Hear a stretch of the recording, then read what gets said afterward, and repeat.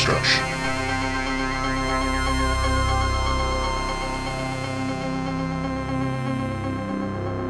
What's up, everybody? It's the HorrorDeconstruction. You can find us on Instagram, Twitter, Facebook, but most likely on YouTube. Give us a like, share, and subscribe. Hit that bell icon. Let people know you know about this show with your host, Komp and...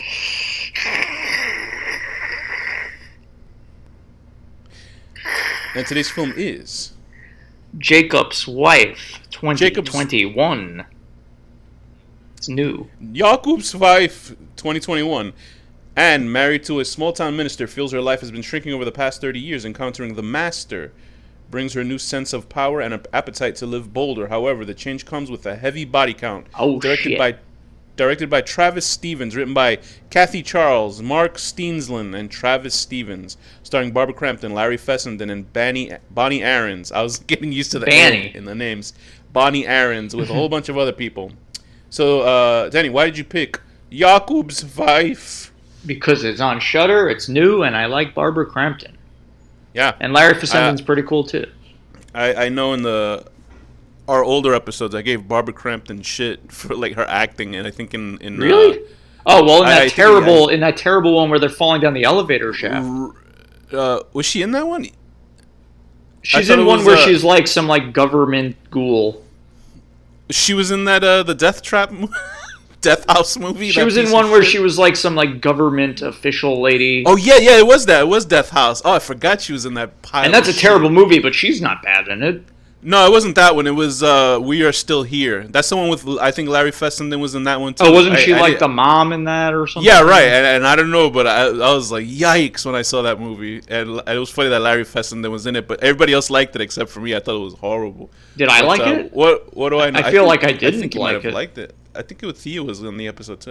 I don't know. Who knows? Who cares? Whatever. The less said about that movie. In any case, she's great. They're both great. So Barbara Crampton actually, I think she produced this film, and I can see why, because I've been seeing a lot of films, and I think when they label like feminist horror movies, I think it's just an excuse, like when a woman character kills a lot.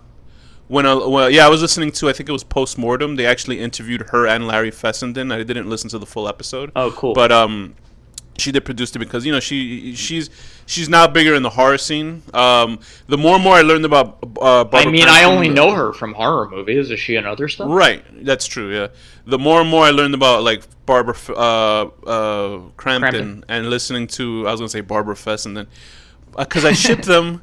Barbara Crampton, I listened to episodes of Postmortem with Mick Garris, which is a podcast where they interviewed her a couple times, and like the more I got to know about her personally, she just sounds like a chill lady, you know what I mean, like a cool lady. So I felt bad about when I talked shit about her in that. Whatever, she's movie. in I know, but I do that. She's allowed to be in a right. So then, like, so this, you can tell it's like I was gonna say about feminist movies.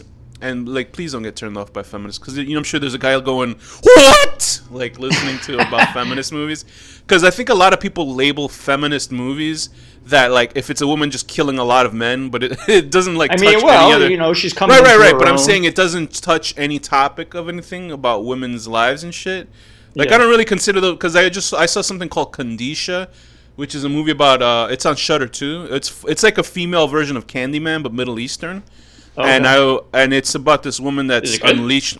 Yeah, I liked it. It reminded me of like old 90s. It was French. It was a French movie, so already it's much better. And the aesthetic was like 2000, so it looks like a movie from 2000s. Anyway, but that movie's about a woman being unleashed, and she's only killing guys. And they were like, "Oh, this is a feminist movie." And I was like, "Not really," because it's just like because like feminist. I asked. There's another YouTuber. As a feminist, I kill a lot of men too. We kill millions of men, potential men with sperm. We just that's true. I just drowned some in a sock very recently. So I can't imagine anybody destroying their socks. I can't even fathom that. But no, you find an old one that has a hole in the toe, good. And you know, very good, disturbing. It's recycling. But I was talking to somebody on YouTube. The person who tagged us in that, the one we were answering questions and stuff about ourselves. What did I just watch? Is her channel. And I was talking to her, I was like, I think like feminist movies, just killing men isn't like a feminist thing. But like movies like, what was that? Jennifer's Body is more feminist. Because that's like directly tackling like a woman. Body. I know you do. That episode, I still say anybody is the greatest episode ever because it's Danny arguing with Thea. Something I would never even believe to happen, but it's so fucking funny because I'm just back there laughing at everything. But like that, and then also other films, because she says like those directly deal with women's issues. You know what I mean? She said another movie. Well, this movie does. Right, and that's what I think this movie does. Like, it's not just, oh, I'm gonna kill guys, and like I have no problem with them killing guys in movies, but don't call it like a feminist movie because it's not. Like, but so I was saying that this is more feminism because, and it's also, I think, one of the better ones, honestly, because it's like dealing with an older woman's, contemplation of her. She's still hot though. Like, she is.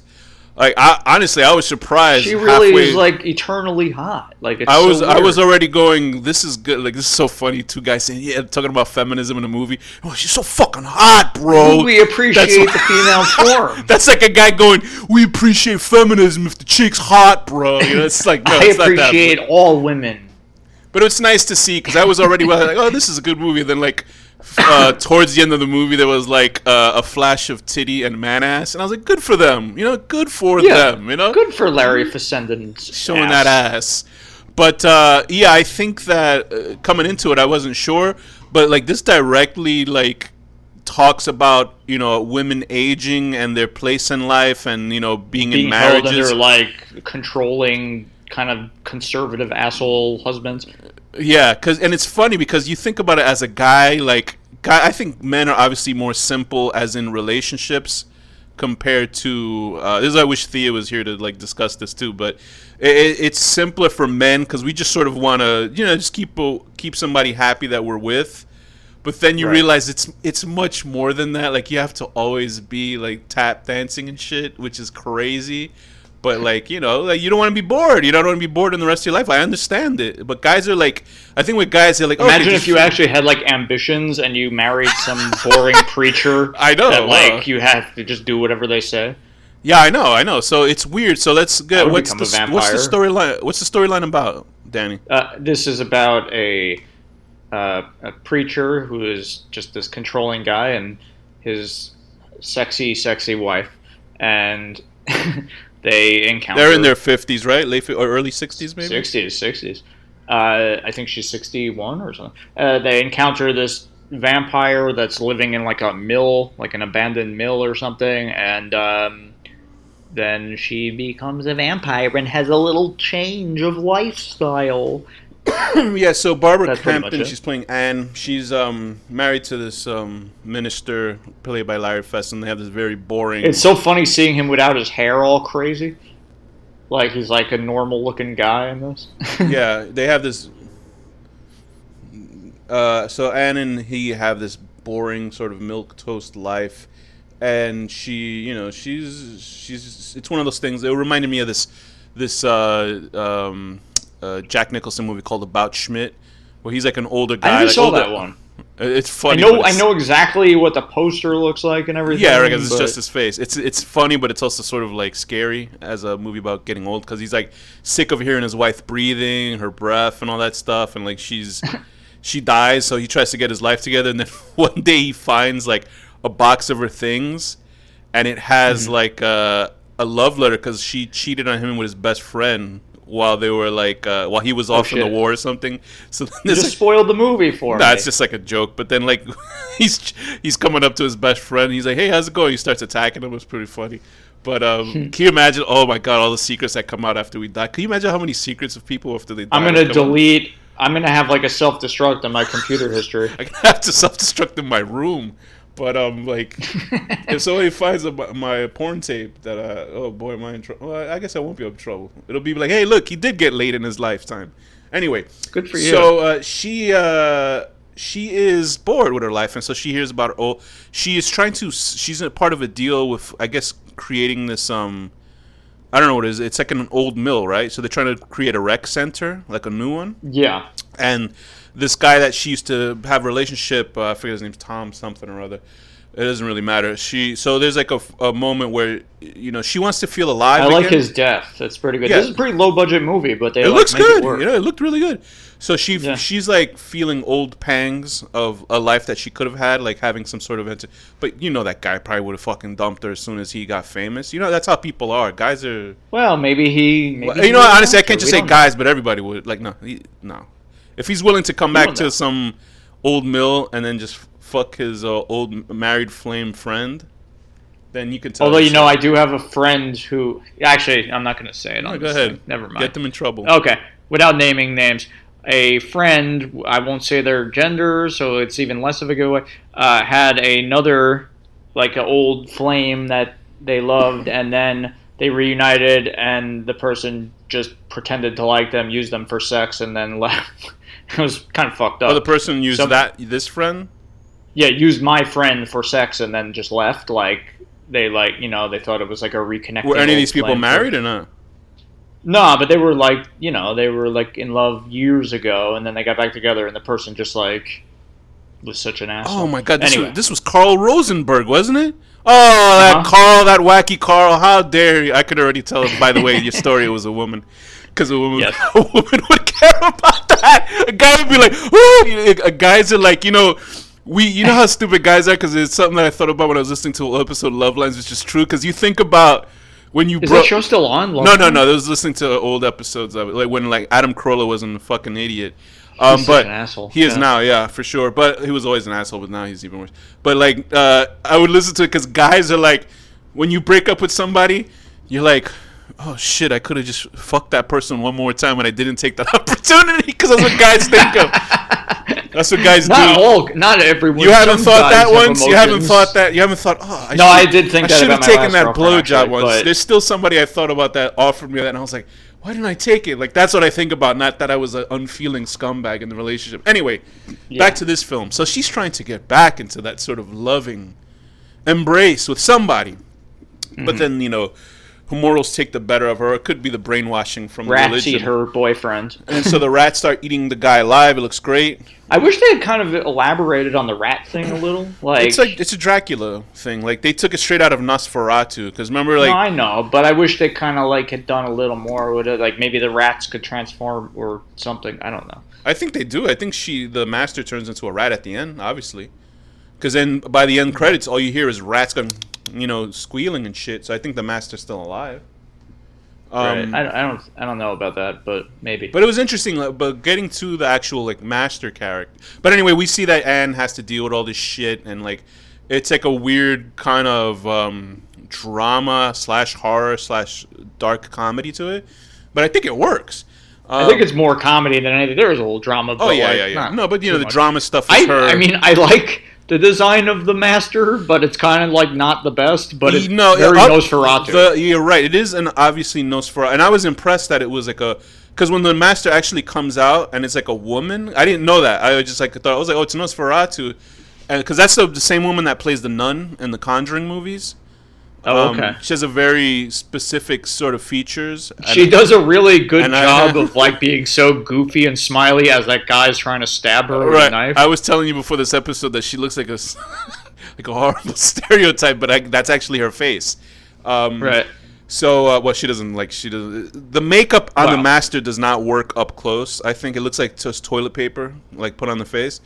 When the master is in shadows and shit, the best way they could have done with the master is if they would have kept, but I guess then you couldn't tell that it was a woman, but I guess you could tell because of the voice. I was like, this is a horrible voice for this character, but then I realized it was a woman. I was like, oh, okay, or she was playing a woman. No, I feel like the movie is purposefully no, kitschy a little bit. I hear what you're saying. But I think if they would have kept the master in the shadows, completely silhouetted with her eyes purple, then that would have made the effect look better. Who the fuck am I to say anything? But I like that they came out. Yeah, no, but I think that the face, I think up close, the makeup effect isn't as good, but whatever. It still works. I think. I think she's really cool as the master. Because I don't know. I guess she's obviously in other films. That's the actress. I only seen the first Conjuring. I have no interest in the other. Yeah, well, there's 17 of those movies, so there's at least 10 or 12 of those movies with all the I also watched like Annabelle once. Yeah, we did see Annabelle. Yeah, right. Horrible movie. Well, I guess people like people love it. I don't get it. Whatever. Well, whatever. It's like popcorn. It's like popcorn PG-13 horror movie. So not that I'm sure there's a bunch of people going, well, fuck you.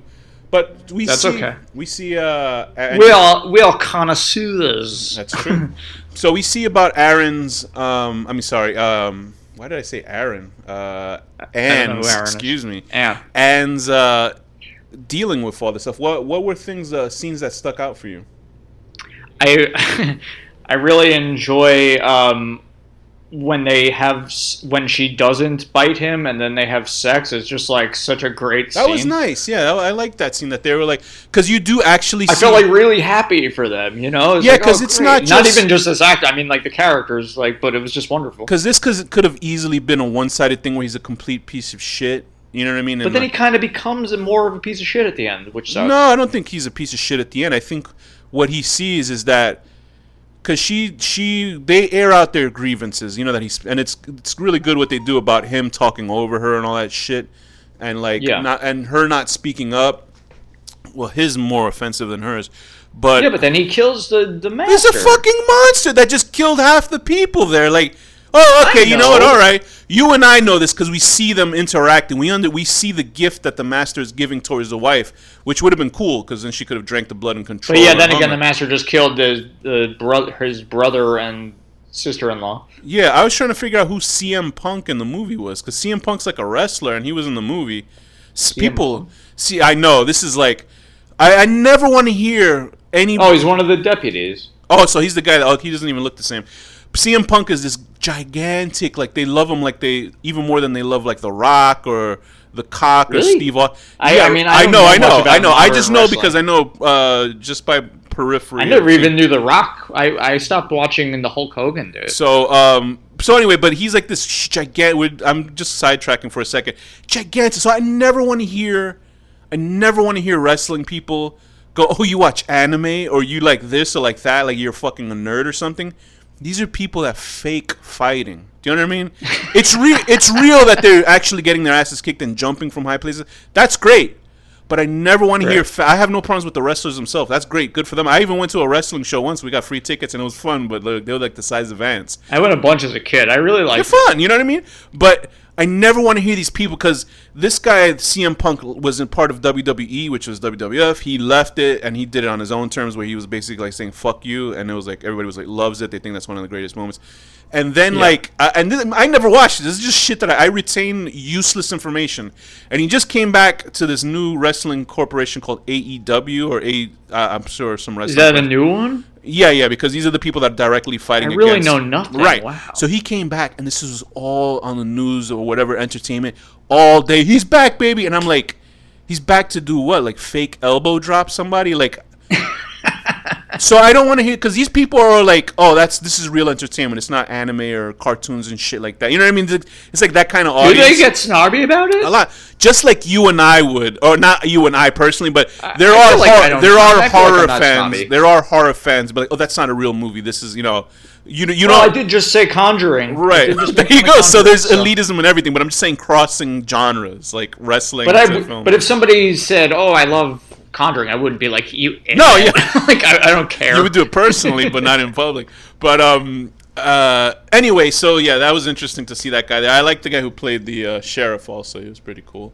Yeah. So I think that this I really like. I mean, the ending is like one of the best endings. It's so simple. It's good.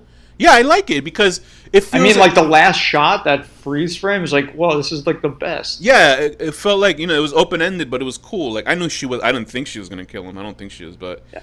Yeah, I feel like they'll kind of struggle and because he's there with the stake in his hand at the same time, so it's like a relationship about... But I feel like they're going to be like in a kinky, weird... fight. Yeah, I almost wanted to see more of I wanted to see more of that because obviously he's a minister, so he still is religious and believes in his shit hardcore. So I don't know if that tests his faith. This I would love to see this as like a mini. Yeah, but he's already broken quite a few of his things. I would like to see this in like as a mini series. The best is the scene with the fucking little girl. I was about to say that. Yeah, good. That was good. She was cute. She was like she was like super cute. She was cute, and then she was like, tell me a swear word, and they curse at her. She's like, I already know that one. And she was like, she has the like correct amount of sass for a little child.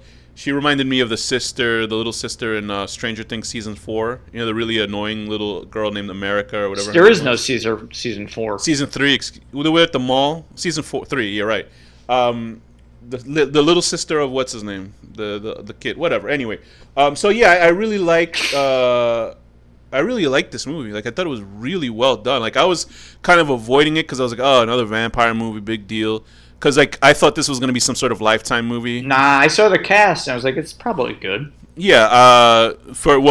And also, a cool thing about Shudder, like to promote Shudder a little, is they have reviews under all the movies. Oh, do they? And okay. Like, yeah, anybody could review. You could go. Well, my only thing about reviews of horror films, like there's horror fans that would love no matter what, like.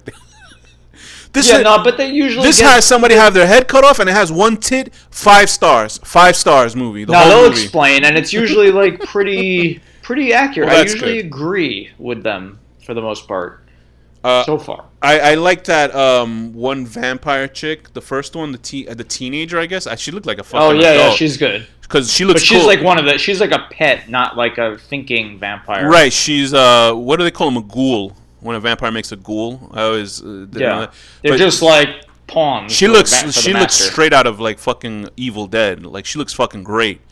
And then they have those. I like how she like liquefies when she gets stabbed or whatever. And the blood is great. The blood is like Takashi Miike level of blood, where it's just spurting everywhere. It's like comic book style. I almost wanted that girl to come back. You know, the one that was dating the asshole, the 2 people smoking weed.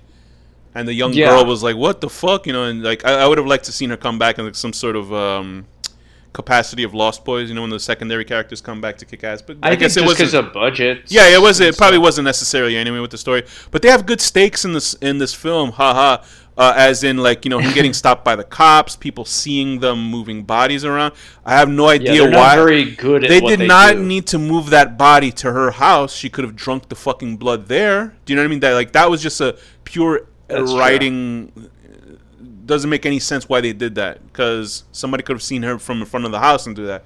But that's the only thing that really was like an issue. Well, people would be checking in on that lady, but they wouldn't be checking in their house. Although, of course, they do check in on their house. Right.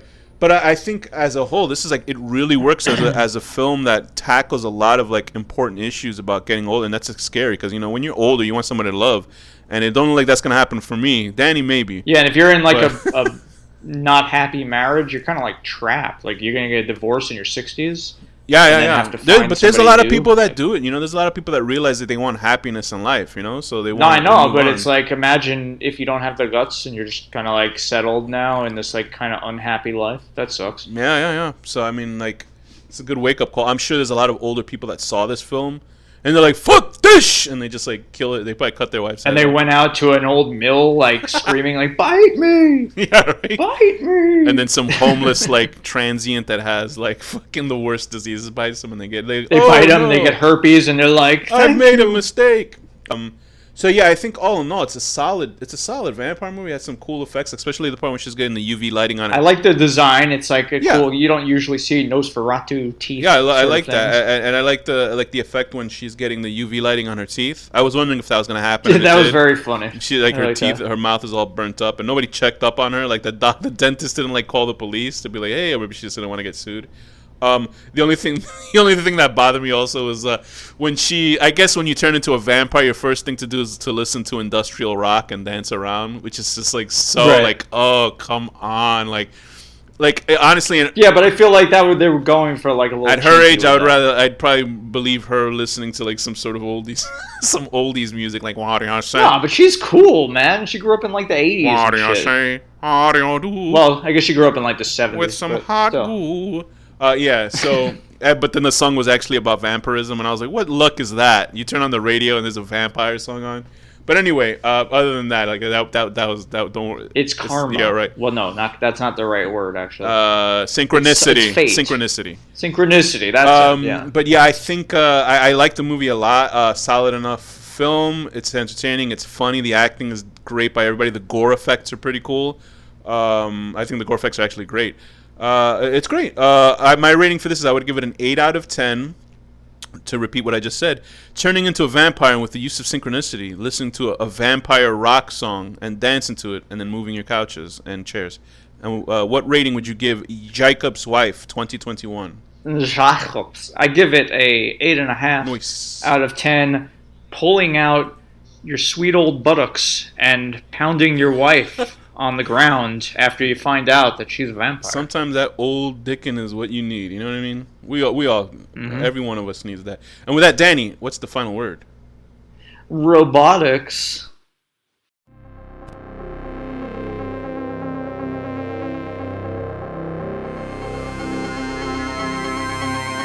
The HorrorDeconstruction.